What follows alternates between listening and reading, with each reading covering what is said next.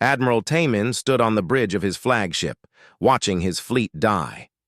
The massive view screen showed explosions across space as Vorthak bioships tore through Coalition defenses like paper. Each flash of light meant another ship destroyed, another 1,000 lives lost. "Sir, we've lost the Meridian and the Star Dancer," reported his communications officer. "The Vorthak are breaking through our left flank." Tamin closed his eyes for a moment. 3 years of fighting these monsters, and they were no closer to victory. The Vorthak swarm consumed everything in their path. Planets, moons, entire star systems. Nothing stopped them. They grew stronger with each world they devoured. "How many ships do we have left?" he asked. 47 operational vessels, sir. Down from 300 at the start of this battle." The numbers were terrible. The Coalition had sent their best fleets to hold the Kepler sector. Now less than 1/6 remained. Soon, the Vorthak would break through completely. Then they would spread into Coalition core worlds. Billions would die. On the screen, a massive Vorthak biotitan emerged from the swarm. The creature was as large as a space station, its chitinous hull pulsing with organic weapons. Smaller bioships swarmed around it like insects around their queen. The Titan's massive jaw opened, revealing rows of crystalline teeth that could slice through battleship. "Armor! Target that Titan with everything we have," Tamin ordered. "Sir, our weapons barely scratch their hulls. We need something stronger." Tamin knew the officer was right.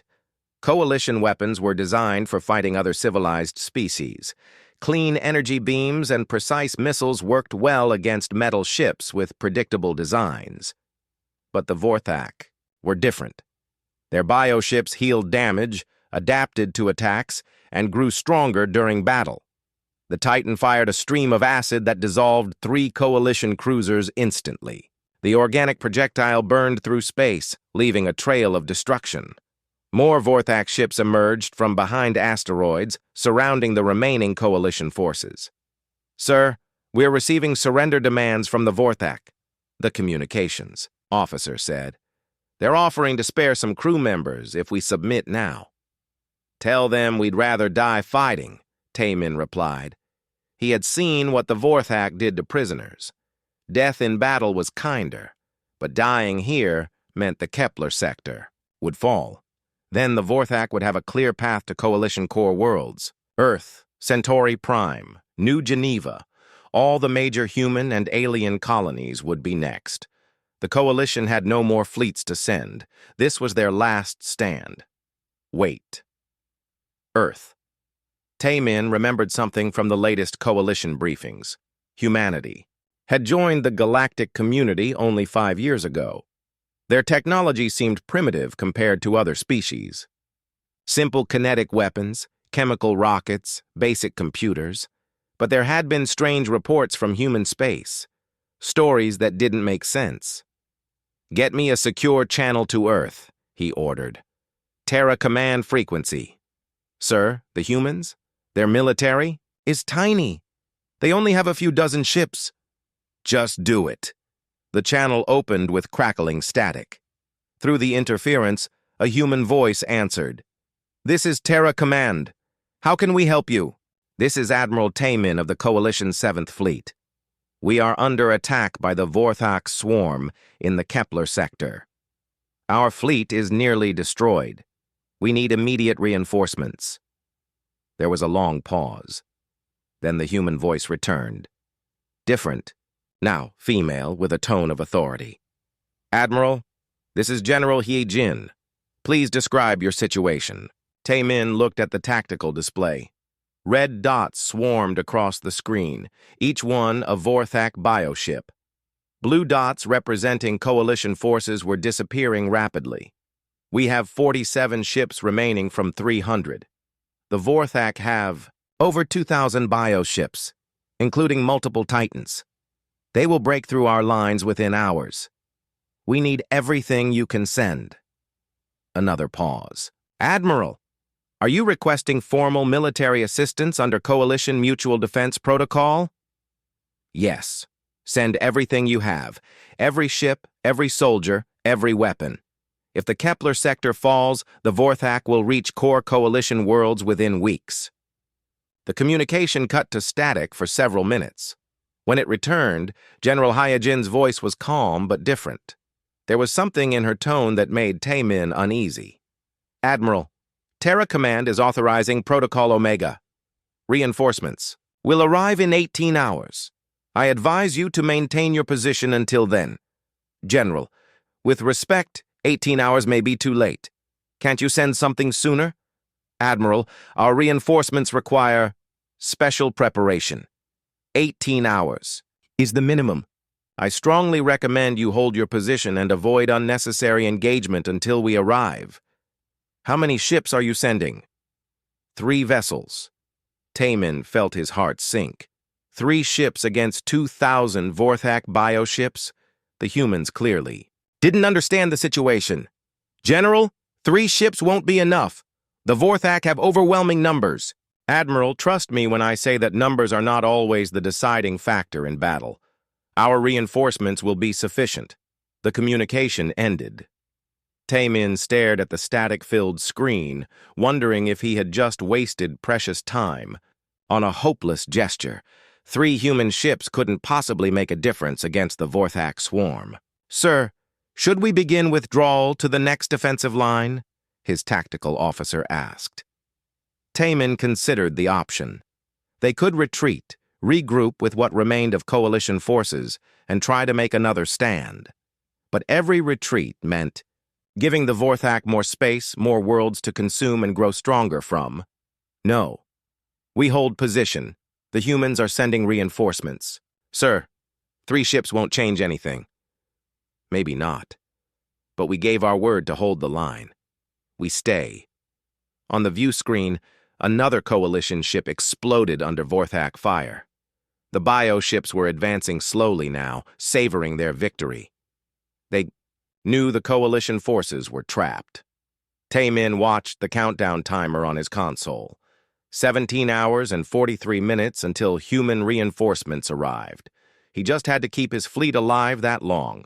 A massive explosion lit up space. As the Vorthak Titan destroyed another coalition battleship, the organic weapon's acid stream melted through the ship's hull like it was made of ice.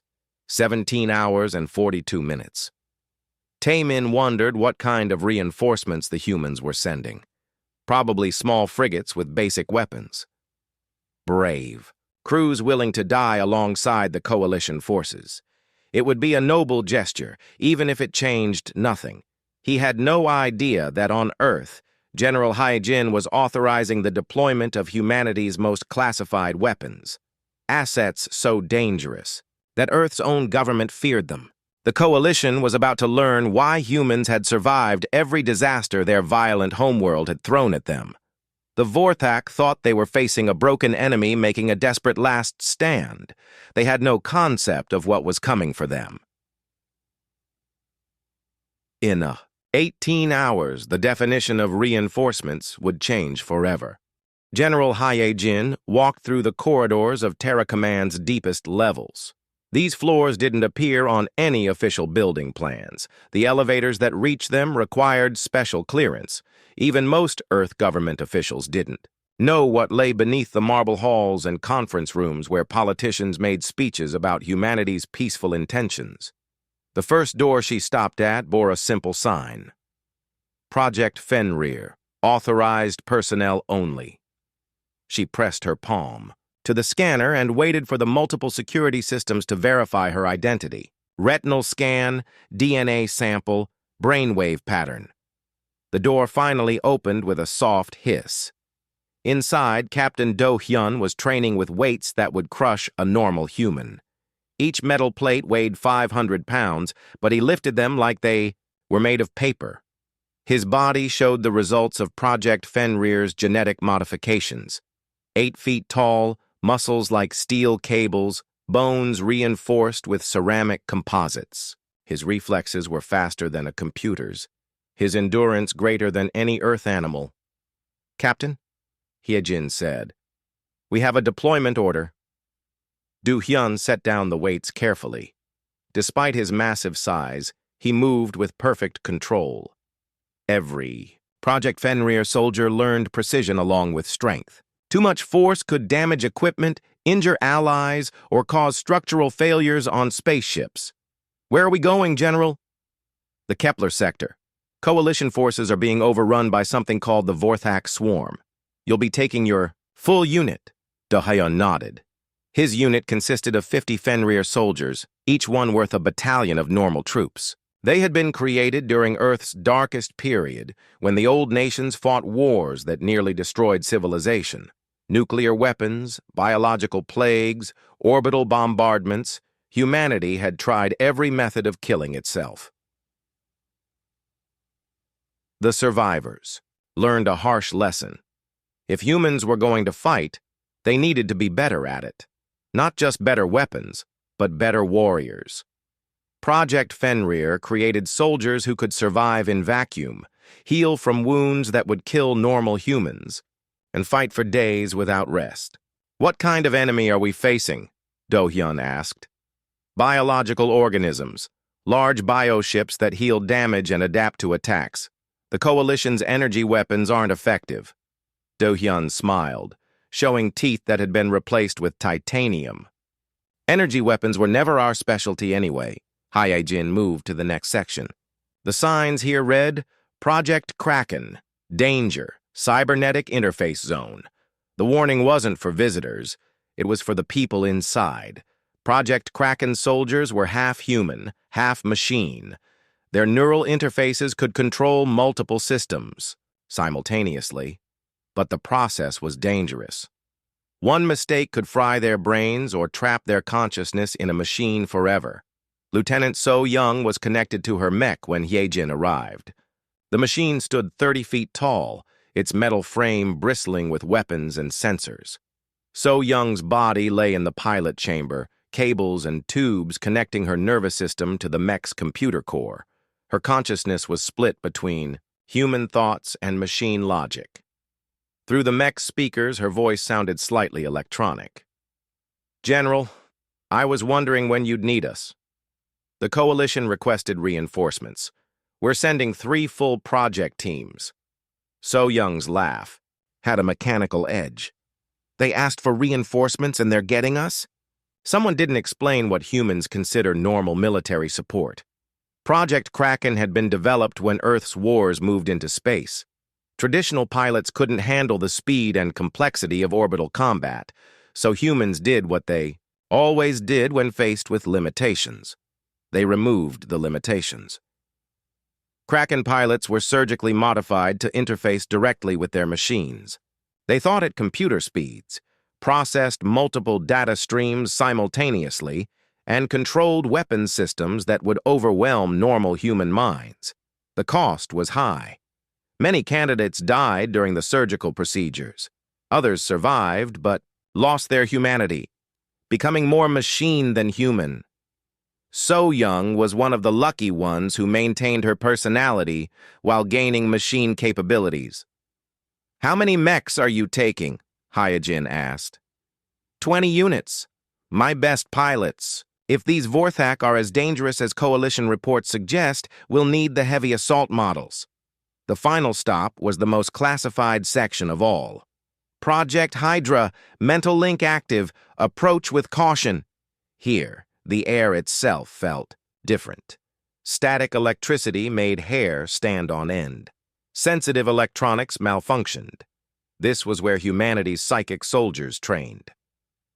Commander Woo Jin was floating 6 inches above the floor when Hae-jin entered. His eyes glowed with soft blue light as he maintained telepathic contact with Hydra operatives across the solar system. Project Hydra created humans who could link minds across vast distances, sharing thoughts, memories, and tactical information instantly. I know why you're here, Woo Jin said without looking at her. The Coalition request. I've been monitoring their communications. Can you prepare your operatives for deployment? Already done. 15 Hydra units are ready. We've been watching the Vorthak through Coalition sensors. Interesting species. They operate with hive intelligence, but their psychic presence is crude, primitive. Project Hydra had emerged from Earth's final global war when old-fashioned armies became obsolete. Victory went to whoever could coordinate forces fastest, process information most efficiently, and adapt to changing conditions in real time. Normal human commanders couldn't keep up with computer-assisted warfare, so scientists found humans with natural psychic abilities and enhanced them. The results were terrifying. Hydra operatives could link entire armies into a single mind, while retaining individual creativity and initiative. They could see through multiple sets of eyes, think with multiple brains, and coordinate attacks across light years of space. "The Vorthak won't know what hit them," Wu Jin said. "They're used to fighting divided enemies. They've never faced a truly unified human force." Heejin completed her tour of the projects and returned to the main command center. On the screens, around her, technicians prepared the 3 deadliest weapons humanity had ever created. Project Fenrir soldiers checked their powered armor and melee weapons. Project Kraken pilots synchronized with their mechs. Project Hydra operatives established psychic links. The Coalition had asked for reinforcements. They expected a few thousand human soldiers with standard equipment. Instead, they were getting humanity's answer to extinction-level threats. These weren't just soldiers. They were evolutionary weapons designed to ensure human survival against any enemy. Admiral Taemin had no idea what was coming. The Coalition believed humans were a peaceful species with primitive technology. They had seen Earth's small civilian fleet and assumed that represented human military capability. They didn't know about the secret projects, the classified research, the weapons that Earth's government preferred to keep hidden. Humanity had learned hard lessons during their violent history. When faced with extinction, humans didn't surrender or flee. They evolved. They became something stronger, faster, and more dangerous than whatever threatened them. The old nations that created these projects were gone, but their weapons remained. On the main screen, a countdown timer showed 15 hours until deployment. 3 ships would carry humanity's most dangerous assets to the Kepler sector. Ships that looked like ordinary human vessels, but contained enough firepower to level continents. The Coalition was about to learn why humans had survived every apocalypse their homeworld had thrown at them. When humanity sent reinforcements, they didn't just send help, they sent evolution in action. The Vorthak swarm had conquered dozens of species, devoured countless worlds, and never met an enemy they couldn't overwhelm with numbers and biological adaptation. They were about to encounter something completely new. They were about to meet the monsters that humans had made of themselves. Admiral Taemin had managed to keep his fleet alive for 17 hours. Barely. Only 23 Coalition ships remained operational, and most of those were damaged. The Vorthak had been toying with them, launching small attacks to wear down their defenses while the main swarm gathered for a final assault. "Sir, I'm detecting 3 ships dropping out of hyperspace," the sensor officer reported. "They're broadcasting human identification codes." On the main view screen, 3 vessels appeared. They looked like standard human designs, angular, functional, with none of the elegant curves that other species preferred. But something was wrong. The ships were massive, much larger than any human vessel in Coalition records. Their hulls were black as space itself, absorbing light instead of reflecting it. "Those aren't in our database," the tactical officer said. "They're at least 3 times larger than known human dreadnoughts." Taemin studied the approaching ships. They moved with perfect precision, their formation so exact it seemed computer-controlled. No energy signatures leaked from their hulls. No unnecessary communications. They were like ghosts made of metal and darkness. "Open a channel to the lead ship," he ordered. The screen flickered and showed a human face. The man wore a simple military uniform with no visible rank insignia. His features were Asian, with short black hair and calm dark eyes. But something about him made Taemin uncomfortable. The human moved too precisely, spoke too calmly, like someone who had never felt fear. "This is Colonel Namsu of Terra Command. Admiral Taemin, I presume?" "Colonel, thank you for responding to our request. However, I should warn you that the situation has deteriorated." The Vorthak now have over 3,000 bioships. I recommend you maintain distance and coordinate with our tactical command. Namsu's expression didn't change. Admiral, Terra Command has reviewed your tactical data. We appreciate your concern, but we'll handle this from here. I recommend you withdraw your remaining ships to a safe distance. Colonel, with respect, 3 ships cannot engage 3,000 Vorthak vessels. We need to work together. Coordinate our attacks. Admiral, you asked for reinforcements. We are here to reinforce your position.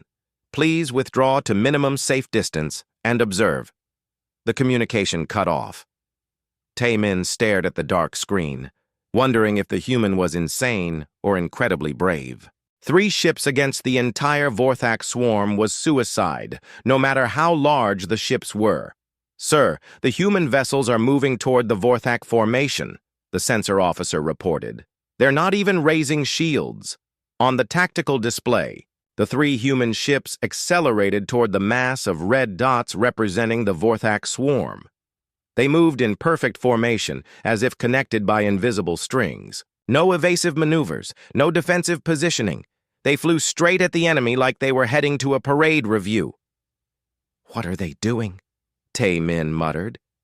The lead Vorthak bioship, a massive titan with organic weapons clusters, fired first.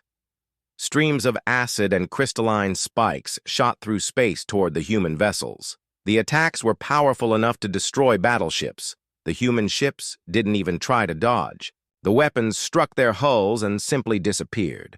No explosions, no damage, no effect at all. The ships continued forward without slowing. Sir, I'm reading massive energy spikes from the human vessels, the sensor officer said, his voice tense. Something's happening. The first human ship began to change. Its hull plates shifted and rearranged themselves, revealing weapon ports that hadn't been visible before. But these weren't normal ship weapons. They looked organic, like the ship was growing new appendages. The second ship split apart, not damaged, deliberately separated into multiple sections that spread out in a complex formation. Each section was still larger than a coalition cruiser, and they moved with impossible coordination. The third ship did something that made Tae-min's blood run cold. It began to unfold. Like a flower made of metal and darkness, the ship opened to reveal something inside. Something that was clearly alive and clearly not entirely human. "Dear gods," whispered the communications officer. "What are those things?" Through the view screen, they could see movement inside the human ships, large shapes moving with purpose. Then the first transport bays opened, and the coalition crew got their first look at human reinforcements. They were not human soldiers. The first creatures to emerge were giants in powered armor. Each one stood 12 feet tall and moved with fluid precision. Their armor was black like their ships, with no decorative elements or bright colors. They carried weapons that looked more like surgical tools than military equipment. Precise, deadly, designed for close work. But the giants weren't the worst part. Behind them came machines that walked on 4 legs like mechanical spiders. Each machine was the size of a building, bristling with weapons and sensors. On their backs rode figures in environmental suits, but the suits were wrong. Too many cables, too many attachments, like the people inside were more machine than human. And, floating above everything else, were silent figures in robes that rippled with their own light. They had no visible weapons, no armor, but the space around them seemed to bend and twist. Other soldiers gave them a wide berth, as if being too close was dangerous. "Sir, I'm detecting massive psychic emanations from those robed figures," the science officer reported. "The readings are off the scale. I don't think they're entirely human anymore. The human forces deployed in perfect order. No shouted commands, no visible communication, but every unit moved with absolute coordination. The giants took positions for boarding operations. The mechanical spiders arranged themselves for heavy combat.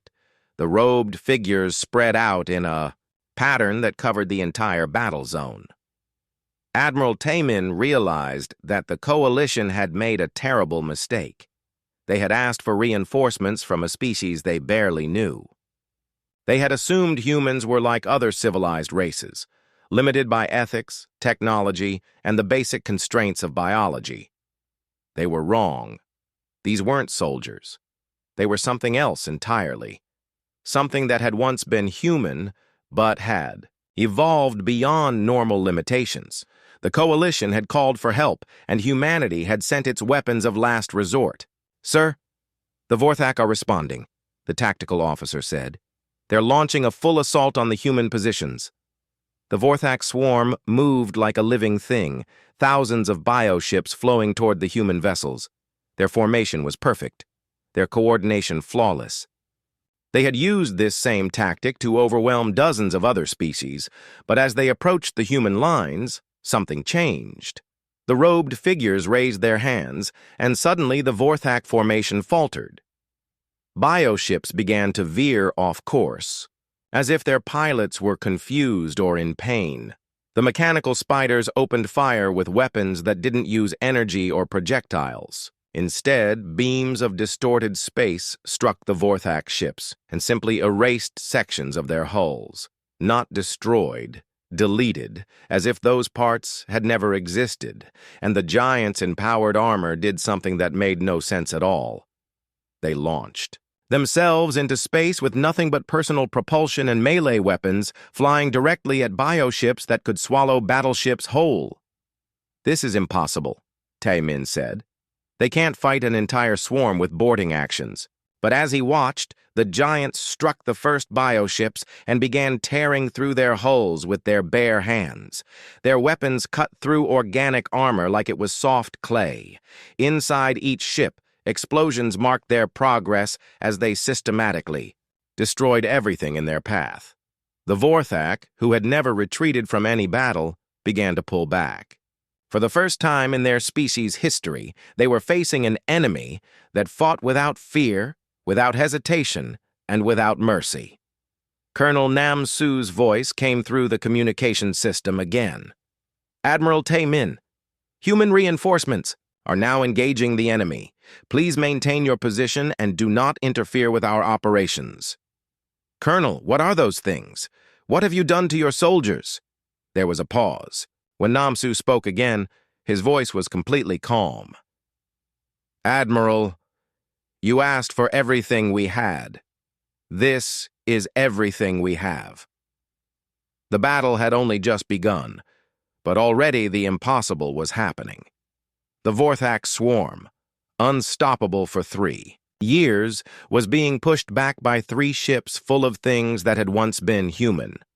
The coalition was about to learn what humanity considered acceptable modifications for military purposes. Captain Do-hyun felt the familiar rush of combat as his transport pod crashed through the hull of a Vorthak bioship. The organic armor cracked like an eggshell under the impact.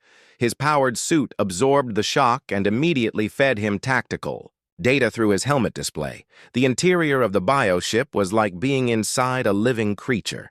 Walls pulsed with veins carrying luminous fluid. The air was thick with spores and chemical signals. Everything was wet, warm, and alive. Most humans would have been sick within seconds.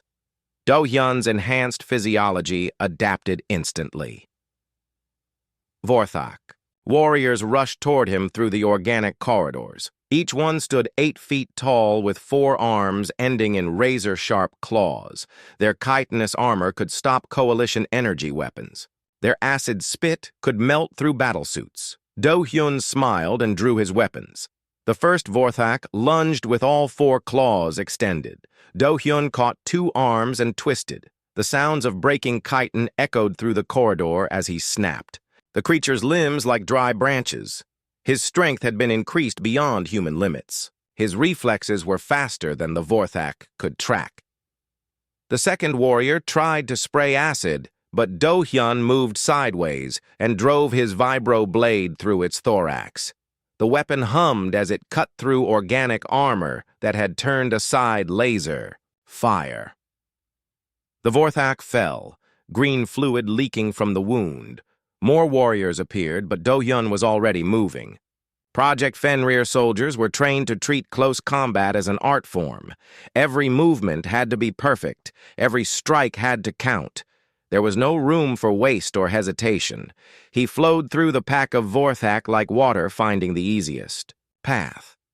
His enhanced speed let him dodge attacks that should have been impossible to avoid. His ceramic-reinforced bones absorbed impacts that would have shattered normal human skeletons. His titanium teeth tore through chitinous armor when his weapons were busy elsewhere. Within minutes, the corridor was filled with Vorthak corpses. Do-hyun checked his tactical display. 49 other Fenrir soldiers were conducting similar operations throughout the bioship. Each one was a weapon designed specifically for this kind of work. Outside, Lieutenant So-young was engaged in a different kind of art. Her mech stood 300 feet tall, a fusion of human engineering and Kraken cybernetic interfaces. Through her neural connection, she could feel every sensor, control every weapon, process every input as if the machine was her own body. She was no longer entirely human, but she was something more than human, too. The Vorthak bio-titan facing her was larger than her mech, a living fortress bristling with organic weapons. Its hide could regenerate from damage. Its claws could tear through battleship armor. It had destroyed entire coalition fleets. So-young laughed as she engaged her jump jets and launched her mech into the air. The bio-titan's massive jaws opened to catch her, but she twisted in mid-flight and landed on its back. Her mech's feet, equipped with magnetic clamps and plasma cutters, locked onto the creature's spine. The Titan thrashed, trying to dislodge her, but Kraken mechs were designed for exactly this kind of combat. Through her neural interface, So-young controlled dozens of weapons simultaneously. Plasma cannons burned through the Titan's armor. Molecular disruptors unraveled its organic structure at the atomic level. Kinetic penetrators drove deep into its vital organs. But the most effective weapon was her mech's close combat systems. Chainswords carved through the Titan's hide. Power claws tore out chunks of organic matter. Chemical sprayers dissolved anything they touched. The Titan's death was slow and methodical. So-young felt no mercy for the creature. Project Kraken had been created during humanity's darkest wars, when showing weakness meant extinction. Her empathy had been surgically reduced to improve combat effectiveness. She could appreciate the Titan's power and resilience without feeling sympathy for its pain. Around her, 19 other Kraken mechs engaged different bio-titans. Each pilot was connected to their machine through invasive neural interfaces. They thought at computer speeds, reacted faster than human reflexes allowed, and coordinated their attacks through quantum-encrypted data links. The Vorthak had never faced enemies like this. Their bioships were designed to overwhelm civilized species who fought with restraint and followed rules of engagement. But humans had learned to fight without rules during their own apocalyptic wars. High above the battle, Commander Wu Jin observed everything through the Hydra network. His consciousness was spread across 15 different operatives positioned throughout the battle zone. He could see through multiple sets of eyes, process information from dozens of sources, and coordinate attacks across light years of space in real time. Through the network, he felt Do-hyun's savage joy as he tore through Vorthak warriors. He experienced So-young's mechanical precision as she dismantled the bio-titan. He sensed the confusion and growing fear among the Vorthak as their apparently unstoppable swarm met something they couldn't understand. The Vorthak operated with hive intelligence. Each bioship was connected to the others through biological, quantum entanglement. They shared information instantly and coordinated perfectly. It had made them unbeatable against every other species. But Wu Jin's network was something different. Where the Vorthak hive was a single mind controlling many bodies, the Hydra network was many minds thinking as one while retaining individual creativity. Each human could act independently while sharing knowledge and coordination with the whole. Through the network, Wu Jin began to understand Vorthak psychology. They were predators, used to prey that ran or fought individually. They had never encountered a species that fought back with equal savagery and superior coordination. He sent a pulse through the network, and every human force suddenly changed tactics simultaneously. Fenrir soldiers switched from frontal assault to precision strikes. Kraken mechs shifted from individual combat to coordinated pack hunting. The three main ships altered their positions to create overlapping fields of fire. The Vorthak formation, which had been adapting to human tactics, suddenly found itself facing completely different strategies. Their biological responses couldn't keep up with the rapid changes. Wu Jin smiled as he felt the first traces of panic ripple through the Vorthak hive mind. For 3 years, they had been the hunters. Now they were learning what it felt like to be prey. On his flagship, Admiral Taemin watched the impossible unfold on his tactical display. The red dots representing Vorthak forces were disappearing at an alarming rate, not just damaged or disabled, completely gone. The human forces were systematically erasing the Vorthak presence from the battle zone. "Sir, we're detecting massive bioship casualties," his tactical officer reported. "The humans are destroying them faster than our sensors can track. How is this possible? 3 ships against 3,000? "Sir, I don't think those are normal ships. The energy signatures are unlike anything in our database, and the weapons they're using, some of them don't seem to follow known physics." Taemin studied the display. The human forces moved with perfect coordination, like parts of a single organism. But unlike the Vorthak hive, each human unit showed individual initiative and creativity. They were adapting to Vorthak tactics faster than the bioships could evolve counters. "Sir, we're receiving a transmission from the human command ship." Colonel Namsu appeared on the screen again. Behind him, Taemin could see activity that looked more like a research laboratory than a military command center. Humans in white, coats worked alongside uniformed officers, studying displays that showed biological data instead of tactical information. "Admiral, we're making good progress against the Vorthak forces. However, we're detecting additional bioships approaching from deeper in the system."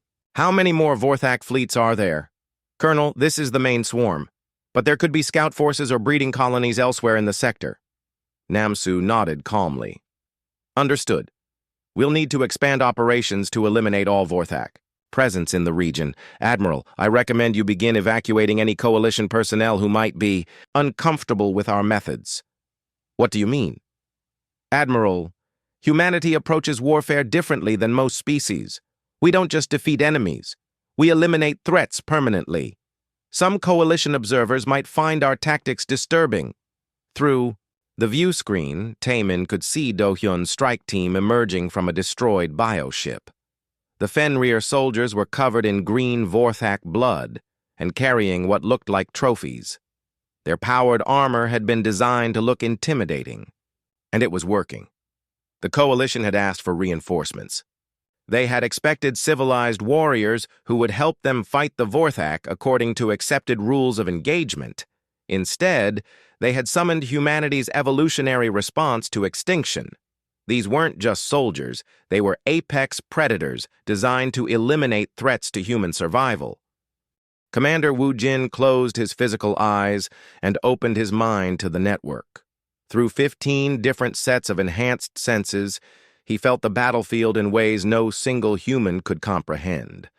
Every Fenrir soldier's rage, every Kraken pilot's mechanical precision, every tactical situation across thousands of cubic kilometers of space. All of it flowed through his consciousness like a river of pure information. But something was wrong. The Vorthak were adapting faster than expected. Through Do-hyun's eyes, he watched as new Vorthak warriors emerged from bioship breeding chambers. These were different from the first wave, larger, with thicker armor and modified claws designed to penetrate Fenrir-powered suits.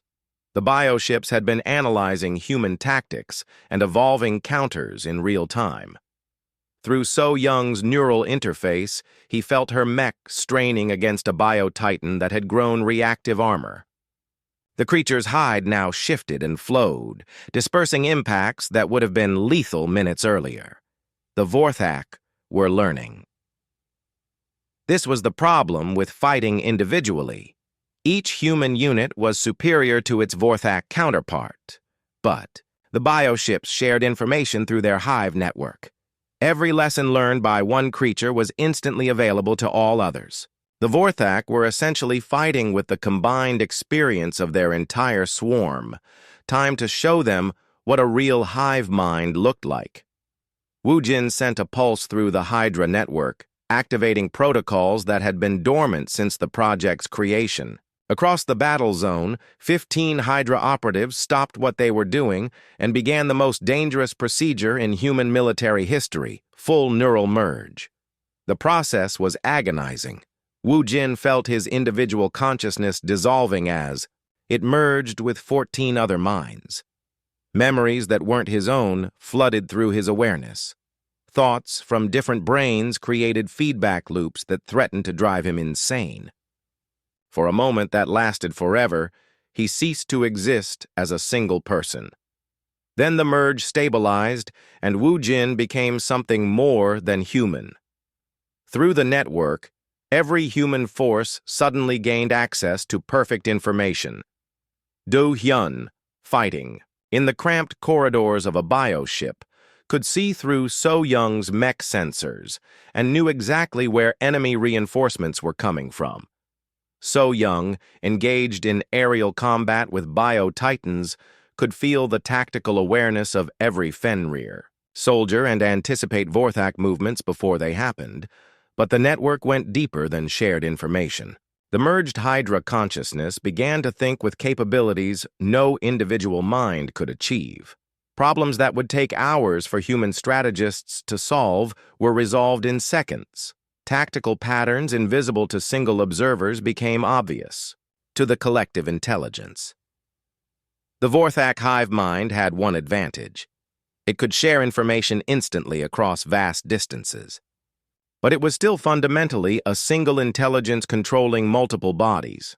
The Hydra network was something new in the galaxy's history. Multiple intelligences thinking as one while retaining individual creativity and initiative. Through the network, Wu Jin, the collective, began to see patterns in Vorthak behavior that revealed fundamental weaknesses in their biology and tactics. The bioships weren't just connected through quantum entanglement. They were dependent on it. Cut the connections, and individual ships became confused and vulnerable. The collective began mapping the quantum frequencies used by the Vorthak network. The Vorthak evolved rapidly, but their adaptations followed predictable biological rules. By analyzing their responses to human attacks, the collective could predict future evolutionary changes and prepare counters before the bioships implemented them. Most importantly, the Vorthak had never faced an enemy that could think faster than they could evolve. Their biological adaptations took minutes or hours. The Hydra network could develop new tactics in seconds. The collective sent new instructions to all human forces, not orders. The network didn't work that way. Instead, it was like having a conversation with yourself. Every human soldier suddenly understood exactly what needed to be done and why. Du Hyun felt the knowledge flow into his mind as he battled through another bioship corridor. The Vorthak warriors facing him had evolved acid spit designed to eat through Fenrir armor. But the collective had already identified the chemical composition and developed neutralization protocols. His suit began secreting alkaline compounds that turned the deadly acid into harmless foam. More than that, he could sense the bioship's quantum connection to the Vorthak hive. Through the network, he knew exactly where to strike to disrupt the link. His vibroblade found the organic quantum transmitter and severed it with surgical precision. The bioship immediately began showing signs of confusion. Without constant input from the hive, individual Vorthak warriors lost coordination. They began attacking each other, mistaking allies for enemies in the chaos. So Young experienced the same revelation through her mech's systems. The Bio-Titan she was fighting had grown new weapons specifically designed to counter Kraken tactics. But the collective had analyzed the growth patterns and identified weak points in the creature's structure. Her mech's chains wards found joints between armor, plates that hadn't been properly reinforced. Her plasma cannons targeted nerve clusters that controlled the Titan's movement. Within minutes, the massive creature was paralyzed and helpless. But the most dramatic change came from the 3 human capital ships. Through the network, the collective, consciousness took direct control of weapons systems that had been classified beyond most military clearances. The ship's hulls opened to reveal devices that manipulated space-time itself, quantum torpedoes that existed in multiple dimensions, simultaneously, gravitational weapons that created miniature black holes, reality distortion fields that made enemy ships simply cease to exist. The Vorthak swarm, which had been slowly adapting to human tactics, suddenly found itself facing weapons that operated outside known physics. How do you evolve immunity to having your molecular structure scattered across multiple universes? How do you adapt to weapons that retroactively prevent your existence? Admiral Taemin watched from his bridge as the impossible became routine. Vorthak bioships simply vanished as exotic weapons hit them. Others folded in on themselves as gravity fields compressed them into neutronium. A few turned inside out, their organic hulls restructured in ways that violated basic biology. "Sir, I'm reading massive casualties in the Vorthak formation," his tactical officer reported, his voice shaking. "Over 90% of their forces have been eliminated in the last 10 minutes. How? What are they using?" "Sir, I can't identify the weapons. They don't register on any of our sensors. It's like they're using technologies that shouldn't exist." Through the view screen, Taemin could see the human ships moving with impossible coordination. They flew in perfect formation, their movements synchronized to the microsecond. It was like watching a dance performed by machines that had achieved consciousness. But the most disturbing sight was the human soldiers themselves. Through telescope imaging, he could see Fenrir giants moving through Vorthak bioships with mechanical precision. Kraken mechs engaged bio-titans in combat that looked more like surgery than warfare. And everywhere, the robed Hydra operatives stood motionless while reality bent around them.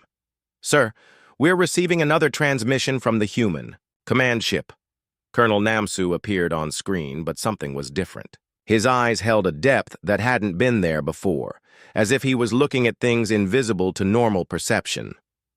"Admiral Taemin, we have successfully eliminated primary Vorthak resistance in this sector. However, our network has detected additional bioship formations in neighboring systems.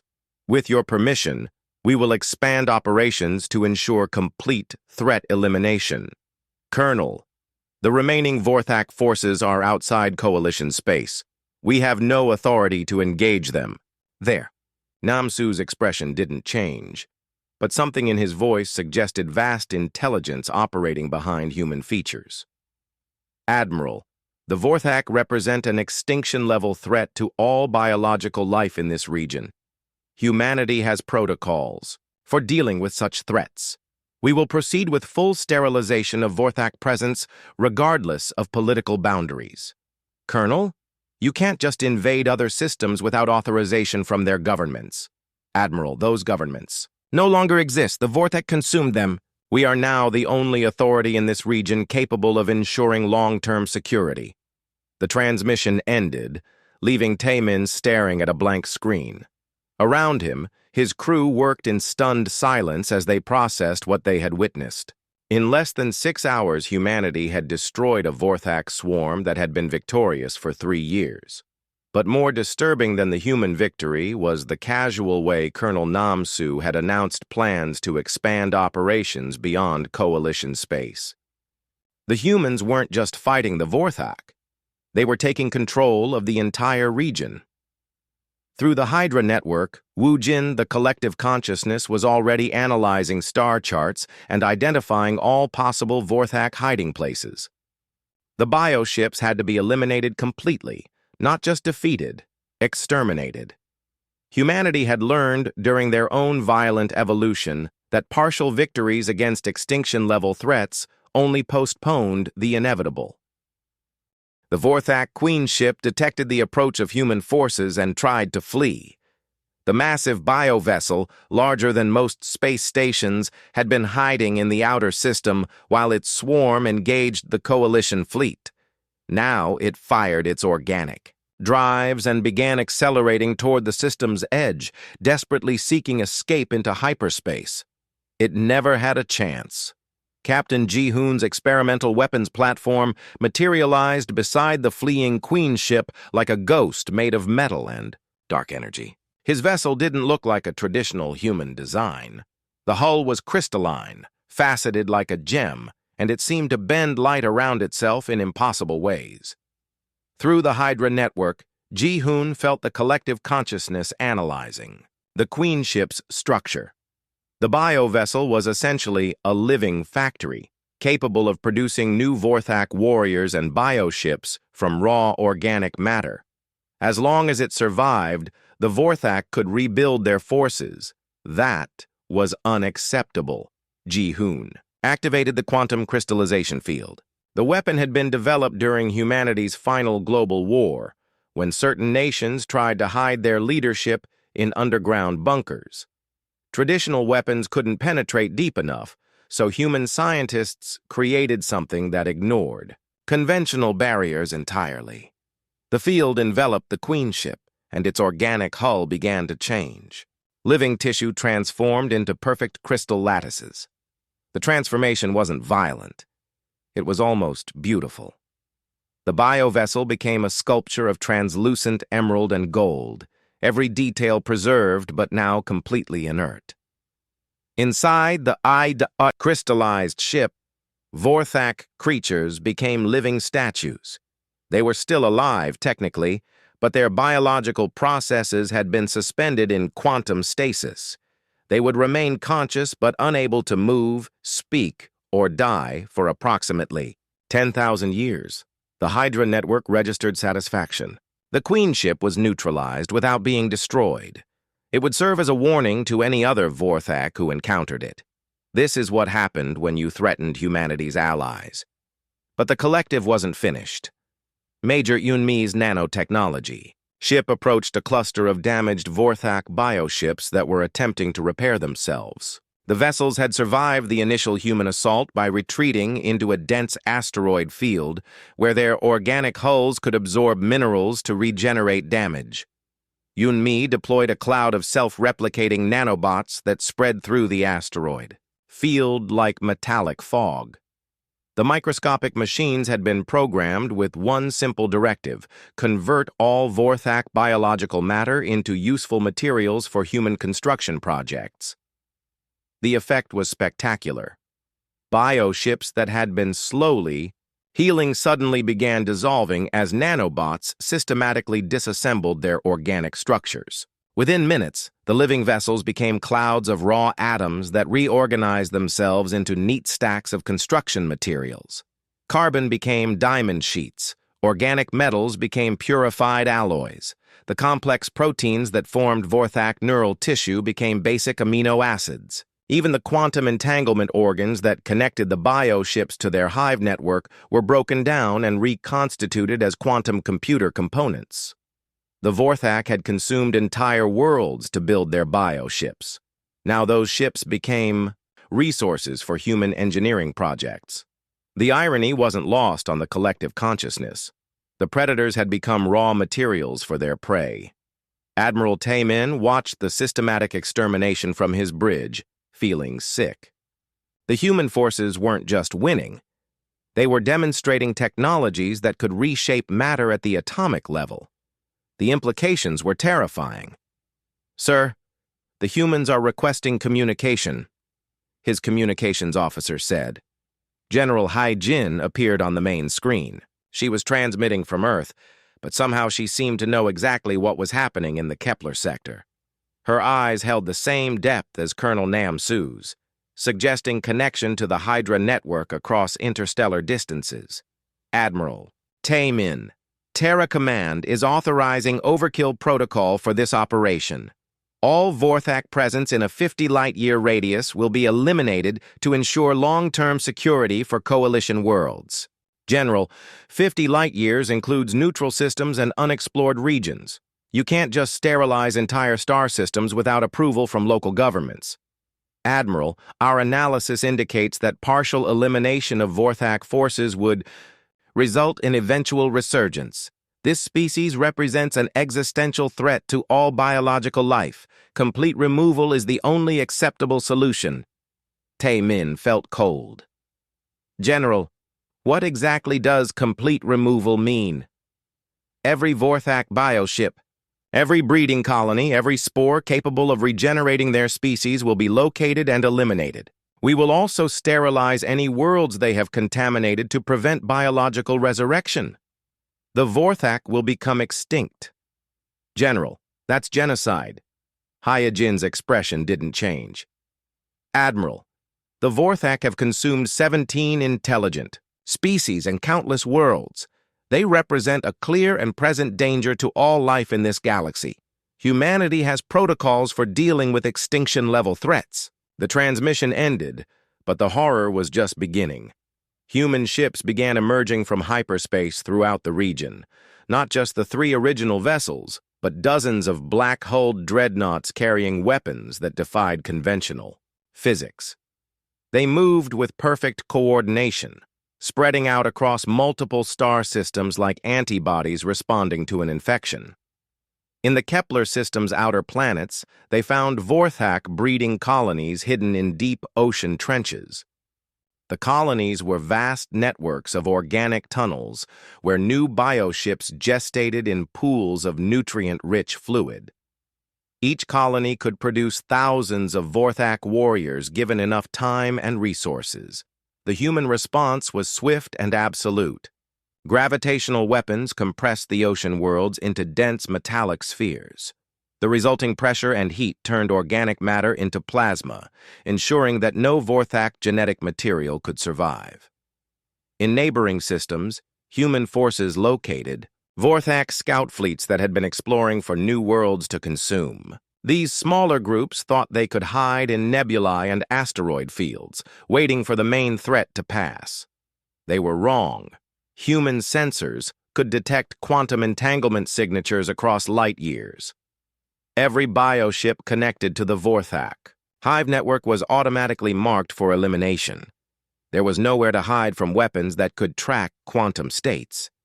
The scout fleets were destroyed by reality distortion weapons that made their atomic structures forget how to maintain coherence. The bioships simply unraveled into component particles, their complex organic chemistry reduced to basic elements.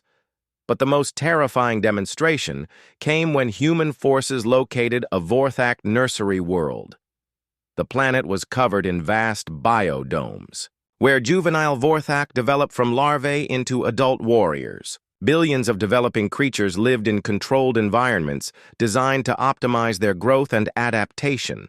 It was the heart of Vorthak reproduction, capable of replacing entire swarms within years.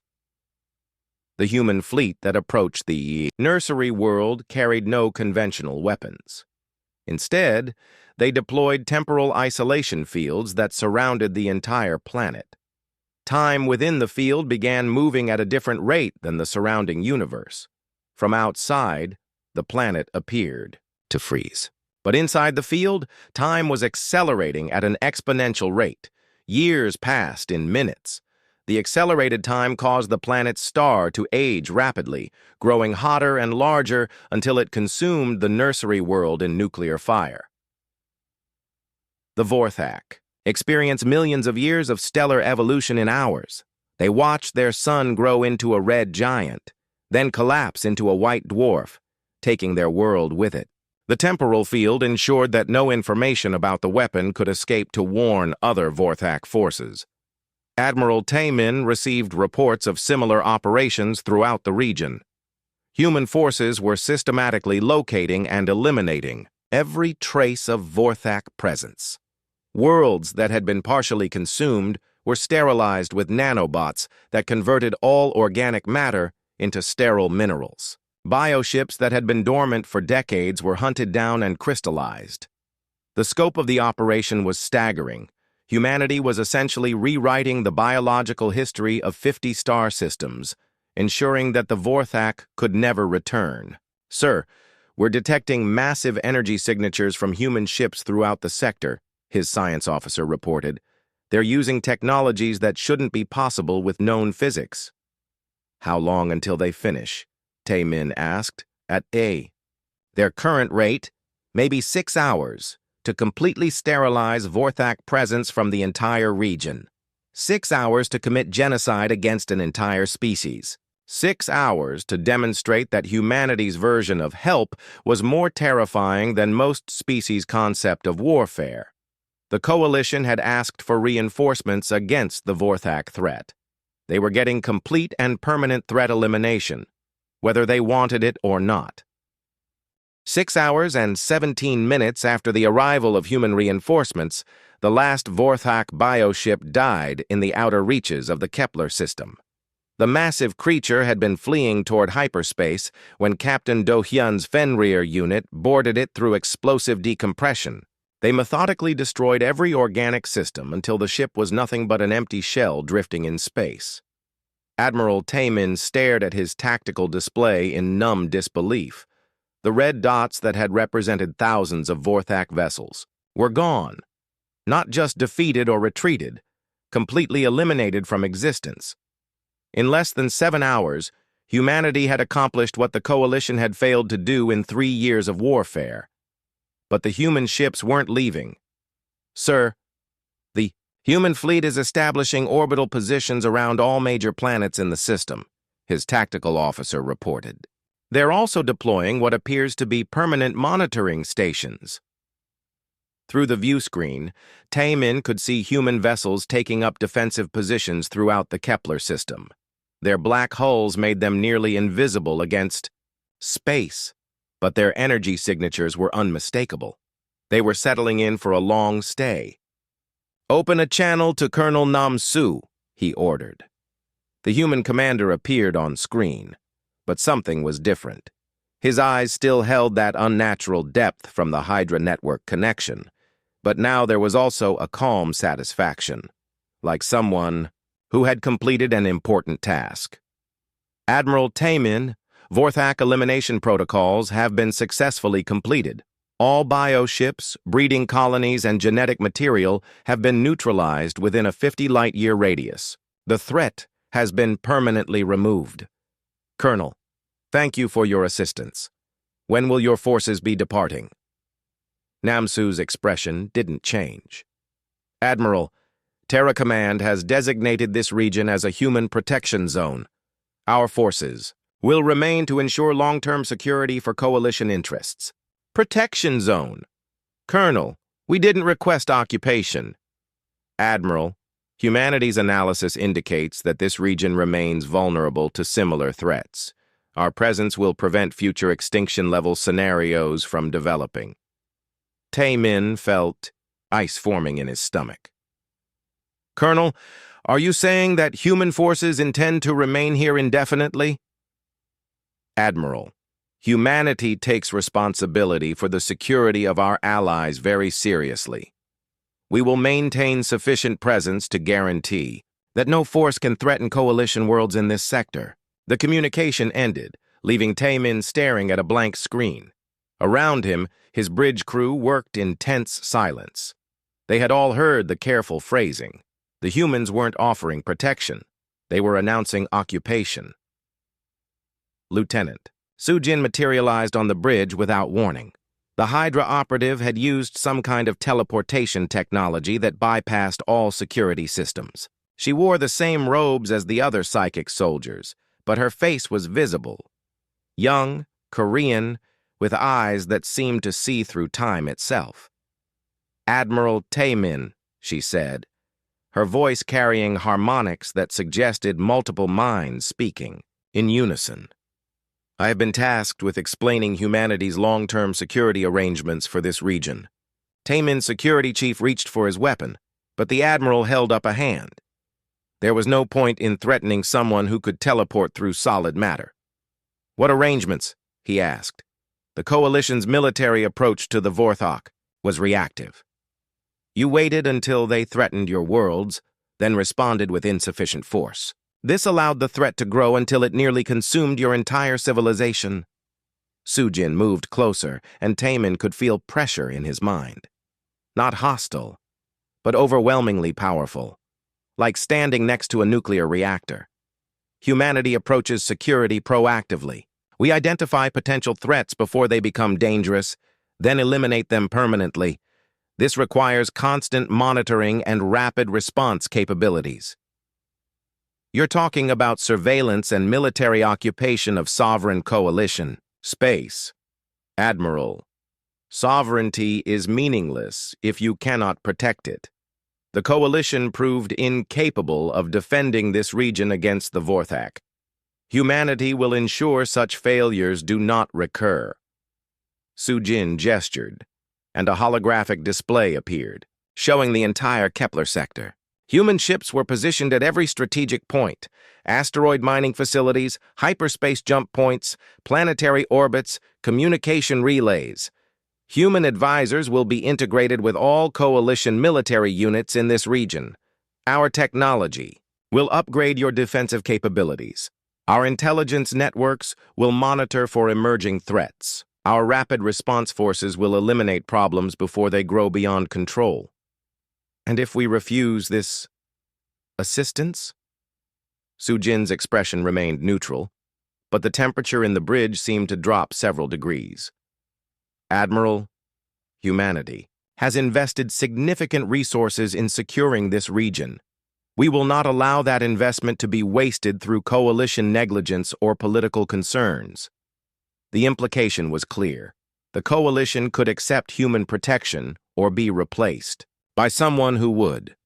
Over the following days, human forces spread throughout the Kepler sector with methodical efficiency. Fenrir soldiers established bases on every inhabited world, ostensibly to train local militias, but actually to monitor potential threats.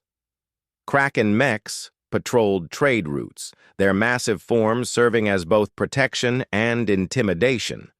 Hydra operatives integrated with coalition command structures, providing tactical advice that was impossible to refuse. The integration was so smooth, it seemed almost planned. Human technology upgraded coalition weapons overnight.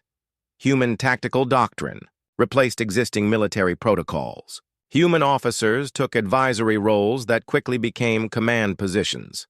Admiral Taemin found himself meeting with Colonel Namsu daily to coordinate sector defense, but the meetings felt more like briefings where he received orders disguised as suggestions.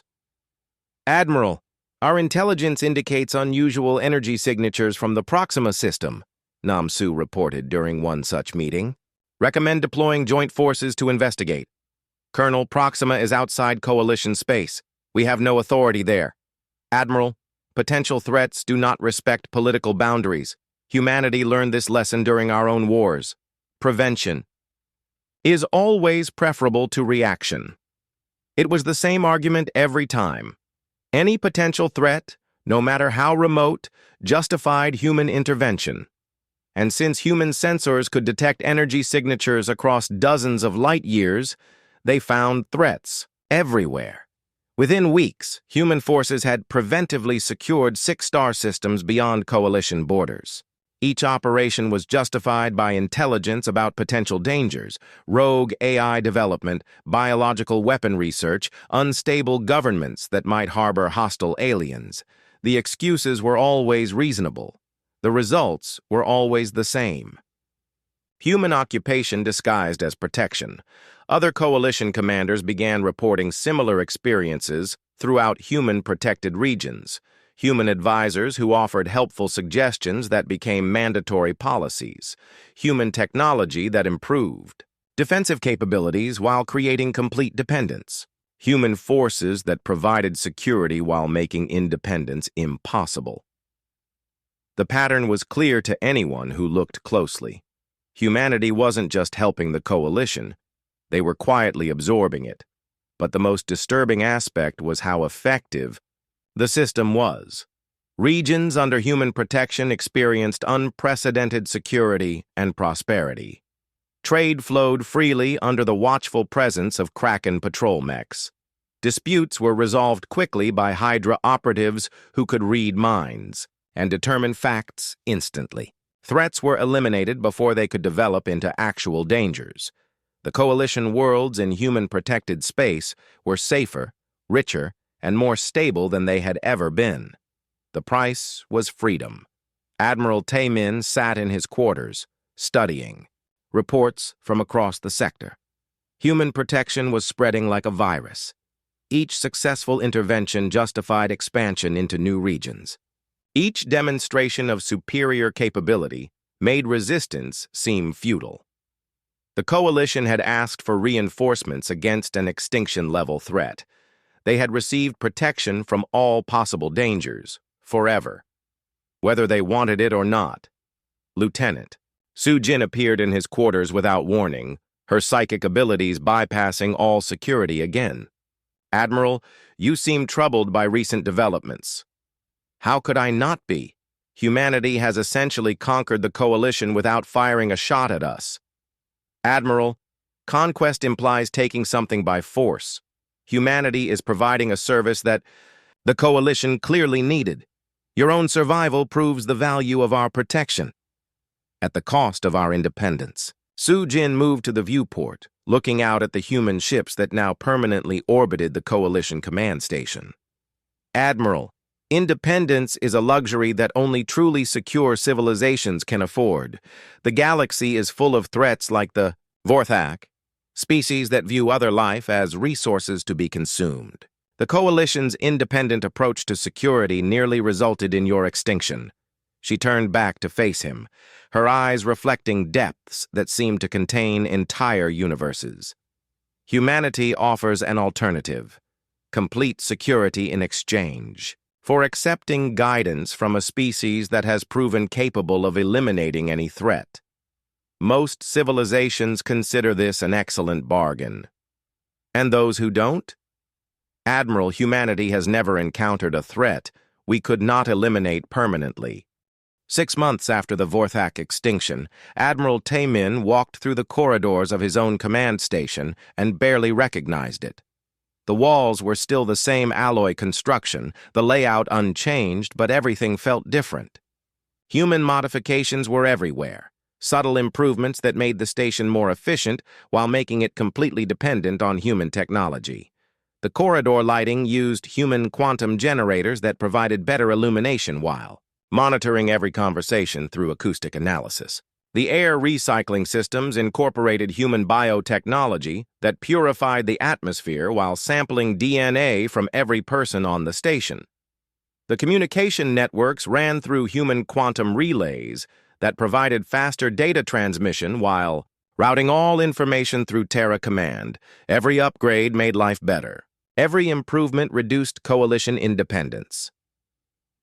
In the main conference room, Taemin attended his daily briefing with Colonel Nam Su and the sector command staff. The meeting nominally focused on coalition security concerns, but the agenda was always set by human intelligence reports. Admiral, our monitoring systems have detected unusual quantum signatures from the Rigel sector, Nam Su reported, his voice carrying that strange depth that indicated active Hydra network connection. Analysis suggests possible development of advanced weapons technology. Around the table, coalition officers reviewed data on their tablets. The information was detailed and precise. Energy readings, communication intercepts, orbital mechanics, data. Human sensors could apparently detect research activities from dozens of light years away. The Rigel Alliance has always maintained advanced research facilities, Admiral Quan Ho of the Coalition Science Division said. They're not hostile to coalition interests. Admiral, the research appears focused on biological warfare applications, Nam Su continued. Our analysis indicates a 67% probability that the weapons could be modified to target coalition species. Taemin studied the data. The evidence was circumstantial but professionally presented. Human intelligence reports always followed the same pattern: identify potential threats based on advanced sensor data, analyze probability of hostile intent, recommend preventive action. What do you suggest, Colonel? Joint inspection mission. Coalition diplomatic contact followed by human technical assessment. If the research proves harmless, we withdraw. If it represents a threat, we take appropriate measures. The same formula every time. Diplomatic approach backed by overwhelming force. Reasonable requests supported by weapons that could reshape reality. Most civilizations found it easier to comply than resist. I'll contact the Rigel Alliance and arrange formal discussions, Taemin said. Admiral, time may be a factor. Our analysis suggests the research is approaching critical phases. Recommend immediate deployment of inspection forces. Namsu's tone was calm and professional, but Taemin had learned to recognize the subtle pressures. Human patience for diplomatic delays was limited. If the coalition couldn't resolve situations quickly, humanity would resolve them permanently. Very well. I'll contact Rigel immediately and request emergency access for inspection teams. The meeting continued with similar reports from across the sector. Unusual energy signatures here, suspicious communications there, potential threat developments everywhere. Human sensors found dangers that required immediate attention throughout the region. Each threat justified expansion of human protective operations. Each successful intervention provided precedent for future actions. The system was brilliantly designed to create endless justification for growth. After the meeting, Taemin returned to his quarters to find Lieutenant Su Jin waiting for him. The Hydra operative sat in his chair, reading a book that definitely hadn't been there before. Her presence no longer surprised him. Human psychic soldiers could teleport through any barrier, monitor any conversation, appear anywhere without warning. Admiral, you seem frustrated by today's briefing. How many threats can possibly exist in one sector? Human intelligence finds something dangerous every day. Su Jin set down the book, a collection of ancient Earth poetry written in languages that had died during humanity's global wars. Admiral, the galaxy is a dangerous place. Most species simply don't have the sensor technology to detect threats before they become critical. Or maybe human sensors are designed to find threats whether they exist or not. Admiral, would you prefer to return to the Coalition's previous approach? Wait until enemies appear on your borders, then fight with insufficient resources until you face extinction? The question hung in the air like a challenge. Taemin couldn't argue with the results. The Kepler sector was now the safest region in Coalition space. Trade flowed freely, disputes were resolved quickly, and no hostile force had approached within 50 light years. But safety had come at a price that was only now becoming clear. Su Jin, what's humanity's long-term plan for the Coalition? The young woman stood and moved to the viewport. Outside, human ships maintained their constant patrol, dark shapes moving against the stars with mechanical precision. Admiral, humanity doesn't make plans for other species. We respond to threats and opportunities as they develop. If the Coalition remains stable and secure under our protection, we have no reason to change the arrangement. And if we want independence? Admiral, independence is always available to species capable of maintaining it. The Coalition demonstrated their independence by successfully defeating the Vorthak threat. The sarcasm was gentle, but unmistakable. The Coalition had failed completely against the Vorthak. Only human intervention had prevented total extinction. What about other species? Are you expanding these protection arrangements beyond Coalition? Space? Su Jin smiled, and for a moment she looked like a normal young human woman. Then the expression shifted, and Taemin could see the vast intelligence operating behind her features. Admiral, 3 days ago we received a distress call from the Centauri Federation. They're facing what they describe as an unstoppable robotic uprising. Terra Command is deploying reinforcement forces to assist them. Taman felt cold. The same kind of reinforcements you sent here? Admiral, humanity has learned valuable lessons from our operation in the Kepler sector. Our assistance to the Centauri Federation will be even more comprehensive. The implications were staggering. Humanity was expanding their protection operations throughout the galaxy. Each successful intervention would provide precedent for the next. Each species that accepted human help would become dependent on human technology and protection. How many species are requesting human assistance?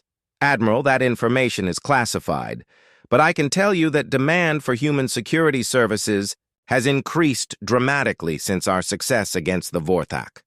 Word spreads quickly about our effectiveness. Sujin moved toward the door, then paused.